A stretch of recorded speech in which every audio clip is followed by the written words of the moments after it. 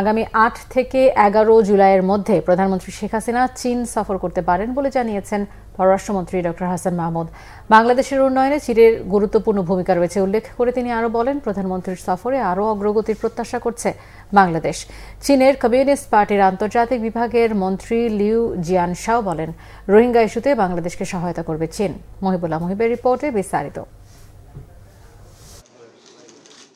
চীনের কমিউনিস্ট পার্টির আন্তর্জাতিক বিষয়ক মন্ত্রী লিউ জিয়ানশাওয়ের সাথে সোমবার দুপুরে দ্বিপক্ষীয় বৈঠক করেন পররাষ্ট্রমন্ত্রী ডক্টর হাসান মাহমুদ। রাজধানীর একটি হোটেলে এই বৈঠক হয়েছে। বৈঠক শেষে পররাষ্ট্রমন্ত্রী বলেন, উৎপাদন এবং বাণিজ্য বৃদ্ধির বিষয়ে আলোচনা হয়েছে। স্মার্ট বাংলাদেশের যে লক্ষ্য নিয়ে দেশ এগুচ্ছে সে লক্ষ্যে পাশে থাকতে চায় চীন। চীনা কমিউনিস্ট পার্টির আন্তর্জাতিক বিভাগের মন্ত্রী লিউ জিয়ানশাও বলেন, দুদেশের বাণিজ্য ঘাটতি কমানোর বিষয়ে আলোচনা হয়েছে বৈঠকে। জন্য আমরা বলেছি, দেখুন আমাদের pharmaceutical industry we are exporting to US market, EU market, Japan, Australia, Singapore. আমরা সেখানে আমাদের ওষুধ রপ্তানি করছি, তোমাদের দেশে আমাদের ওষুধ নিয়ে যাও।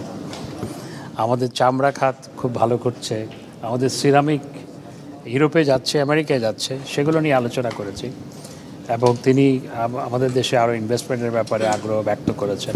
Bangladesh to us is a perfect and friendly and firm partner in our collaborations. We also touch upon some regional and international issues, and we do have very identical views on most of the issues. And also we stress on the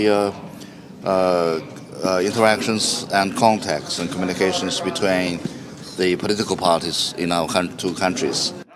এর আগে সকালে আওয়ামী লীগের ৭৫তম প্রতিষ্ঠা বার্ষিকী উপলক্ষে জাতীয় press ক্লাবে বঙ্গবন্ধু সাংস্কৃতিক জোটের আলোচনা অনুষ্ঠানে পররাষ্ট্রমন্ত্রী বলেন, একটি বিশেষ মহল সরকারকে বিব্রত করার চেষ্টা করছে। এর সঙ্গে দু একটি পত্রিকার যোগসাজশের অভিযোগ করেন তিনি। সরকারের বিরুদ্ধে বিএনপির পাশাপাশি ষড়যন্ত্র লিপ্ত সেই বিশেষ মহলের সাথে দু একটি গণমাধ্যমও যুক্ত। ইচ্ছাকৃতভাবে কোনো প্রতিষ্ঠানকে প্রশ্নবিদ্ধ করার প্রয়াস হিসাবে যদি ধারাবাহিকভাবে সংবাদ পরিবেশন করা হয়, তাহলে বুঝতে হবে সেটি ষড়যন্ত্রের অংশ। বেগম খালেদা জিয়া তো বহুদিন ধরে অসুস্থ, এতদিন তো কান্না দেখি নাই। এখন মহাসচিবের খোঁজে বিএনপি, এই শিরোনাম আসার পর মির্জা ফখরুল সাহেবের কান্নার ছবি, দুটার মধ্যে কোনো সংযোগ আছে কিনা এটি একটি খুঁজে দেখার বিষয়।